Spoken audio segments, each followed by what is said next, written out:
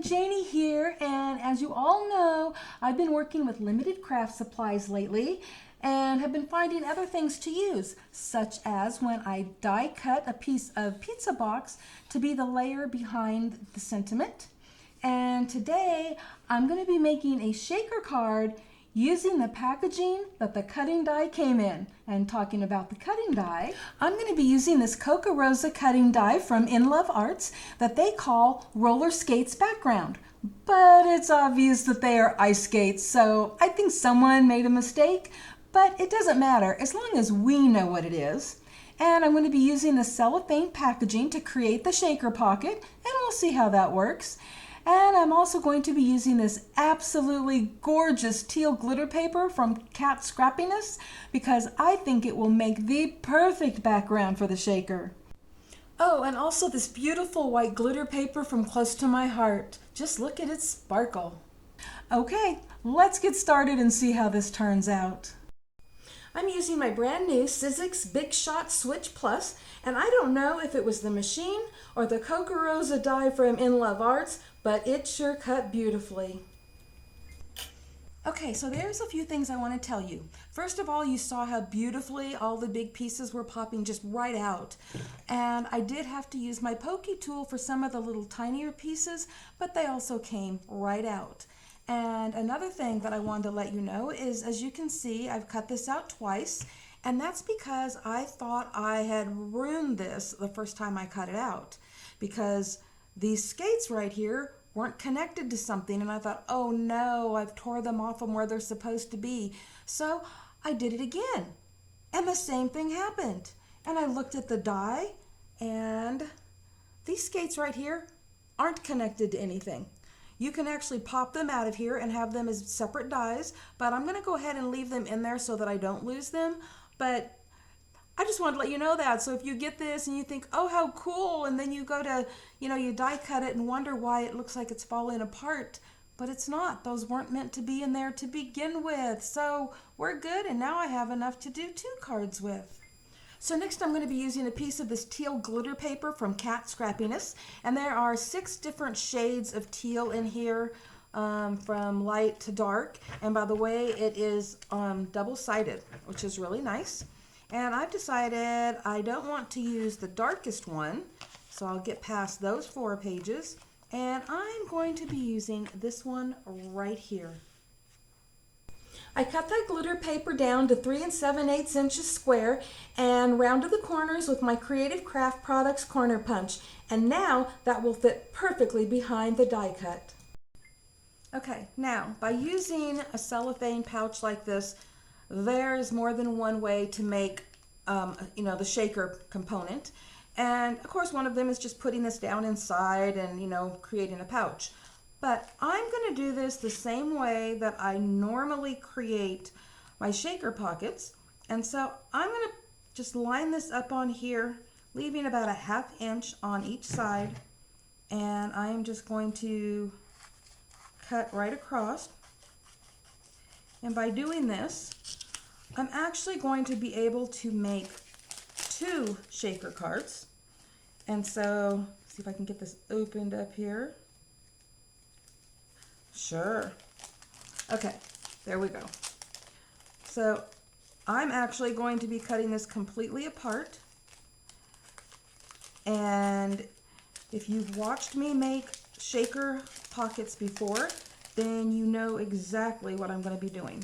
And if you haven't, well, this is something I usually do with, get my scissors in here, something I usually do with PVC sheet or acetate sheet, and I'll put a link at the end of this video showing that process. But here is my piece, and I'm going to set this on there so that you can see that it sticks out about a 1/2 inch on each side. And with this being double-sided, I can't go wrong with what I'm going to do. So let me set that there for a minute. And grab my double-sided tape. This is 1/2 inch. You can use a 1/4 inch, it doesn't matter. And I am going to go all the way around the back side edges of this. And I'm going to speed it up right now.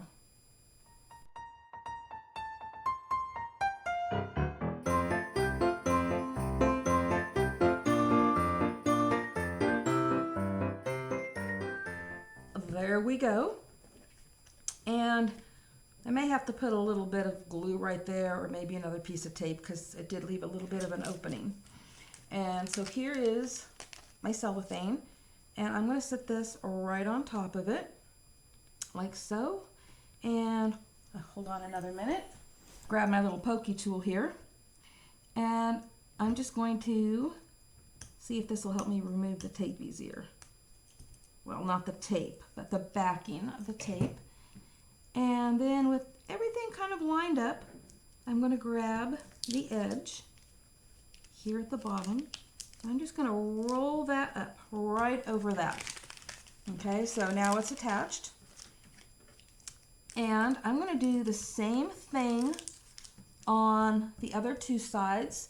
And so again, I'm just going to speed this up for you.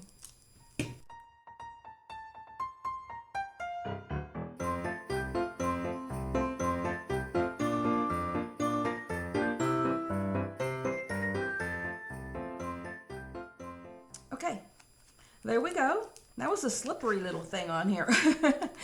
And I'm leaving the top open because that's where I'm going to put my shaker bits, and then I'll be able to kind of move it around and see if I have it as full as I want it. And if it's too full, I could dump some out. But this is just nice because you just don't have shaker bits going everywhere, which is why I really love making these pockets. And also, I don't know if you can see this, but when I was doing it, I kind of rounded the corners of the acetate in, or the cellophane, whatever this is. I rounded those corners in a little bit to match the rounded corners, and I'll do the same thing when I'm ready to close this up. So the next step is to add this piece to the front of the shaker pocket. And I don't have any fine tip glue, so I couldn't use that. And I could have put adhesive tape on the back of the glitter paper before die cutting it, but I was worried that when I tried to remove the backing that I would be tearing the little thin lines here. So I'm going to use my favorite thing, which is a spray adhesive, and this 3M Super 77 multi-purpose adhesive is my favorite. And obviously I can't do that by the camera or anything, so I'm going to take this outside and do it, and I'll be right back. And once I adhered the die cut to the front of the shaker pocket, I also added Merry Christmas that I had cut from gold foil cardstock. And you'll see me use that die a lot because right now that is the only Christmas sentiment die I have available. And now it's time to add the sequins. And I got a little gift from Cat Scrappiness that came with my order. And it came with these little sequins that are just the right color, just such a pale teal that will match perfectly. Plus, I wanted to add some white ones, so I am going to do that right now. So the plus side of having a shaker pocket instead of the normal way of doing shakers with the foam tape and all of that is this way you really don't make a mess, and you can see how much you're adding and decide if that's going to be the right amount. And grab a few of these, put some white ones in there. But I find that this way is not near as messy as the old-fashioned way. So I absolutely love making shaker pockets, and I'm really glad that using the packet that, the cellophane that the die came in seems to be working. And I just need to decide how much more I want. And this is something that you cannot do the regular way, okay? You sprinkle them in and you see how much you have, but you can't stand it up and look at it and go, ooh, does that look right? So this way, I can actually look at it and go, is that how much I want in there? Is that what's right? And you know what? I'm actually very happy with what's in there. So I am going to quit, and I'm going to close these up and move them aside. So before I close it, just wanted you to see, there you go. Those are the shaker bits, and I can see where they're at and they're not falling apart. So the next thing I'm going to do is remove the backing off the double-sided tape that was back there. And just like before that you didn't get to really see me do, I'm going to kind of pull the corners in a little bit just because those corners are rounded.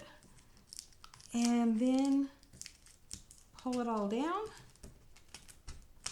and close it off. And there's my shaker. And everything is closed off on the back, so I don't have to worry about anything. And also, because I'm not using foam tape and everything to, raise it up, this is going to go nicely in an envelope. You don't have to worry about too much dimension at all. Because that die is square, I've decided to make a 5-inch square card. So I created my card base by cutting an 8.5 by 11-inch piece of cardstock to 5 by 10, and then I folded that in half to create my 5-inch square card base. Next, I cut 4 layers, and as you can see, I cut the center out of each of the layers, which is not only a paper saving technique, but it also helps eliminate the bulk for mailing. And the pieces that I cut out of the center are perfect for layering on another card. For the layers, I started with a 5-inch square, then 4 3/4 inch, and 4 1/2 inch, and 4 1/4 inch. And holy cow, I almost forgot to round the corners, but luckily I caught that in time, and even though the first layer was already glued to my card base, my Creative Craft Products Corner Punch was able to cut through both layers of the folded card and the layer that I'd already glued on there. And so with the corners rounded, I just glued each layer on, one on top of the other. And with that done, it's time to glue the shaker pocket to the front of the card. And even though it's perfect just the way it is, I decided to add those 2 extra ice skates to the shaker pocket as well. And here is my finished shaker card. It's a top fold with a lot of beautiful layers, and I just love how easily the shaker pieces move around in there. And I'm quite happy with this, and I would love to know what you think, so I hope you leave me a comment below. I love making shaker cards, and if you do and you would like to see my tutorial on how to make the pocket shakers, I'll have a link to that video on the screen here in just a minute. And talking about links, I will also have the link below in the description box to the cutting die from InLoveArts, as well as a 25% off discount code for InLoveArts should you decide to shop there. And I will have links to the other products that I used as well. Thank you all so much for stopping by, and happy crafting, everyone. Bye-bye.